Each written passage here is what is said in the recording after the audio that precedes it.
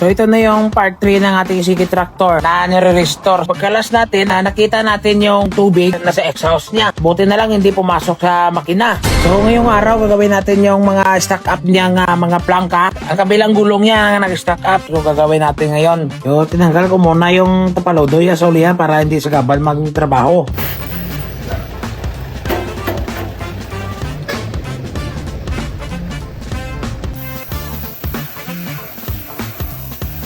So mga ka-farmer, so i-open po natin ito kasi yung stack up na stack up. Ito pa yung kambyada yan, hindi na tumapasok ko. Ito pa. I-open ta para makita na pag yung sa loob.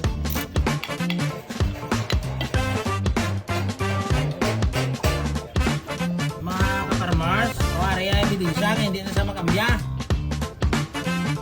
Stack up na stack up.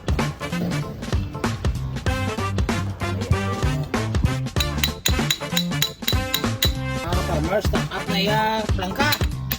Yan pa, no? Okay na.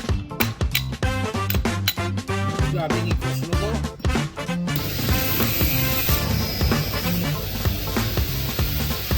Mga ka-farmers, yung takpan na lang, ay balik na lang kung anong talaga galing. So parang maglimpyo. So ginbutan ko lang siya kay para yung may so okay na siya, oh. Sa rin mga problema na, oh. Ato para magalimpyon.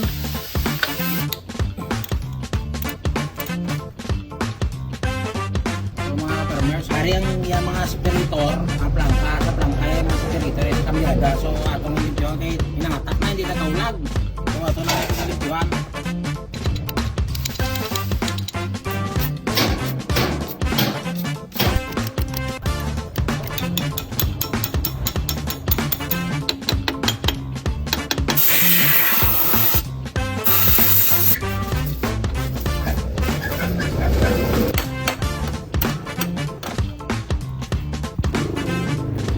Farmers, kita nyo ito itong ginaguyod na mo sa hindi na ito gumagalaw. So pinang-alasta muna yung sa preno niya.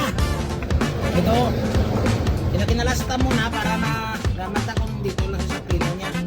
Dito nga. Sa preno lang, sa preno. Mga ka-farmers, amo na ito nakuha siya transmisyon. So ihiwat rin na kaya ito ni Ibisan. Mga ka-farmers, balik na iya mga spirito sa kambyada ya sa transmission natin doon ito naman sa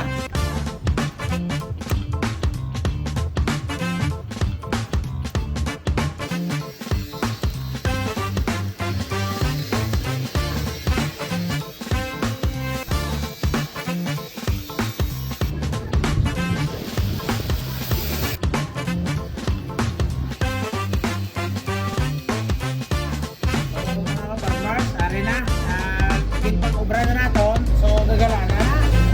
So mga stack up ng ligat, ari na o.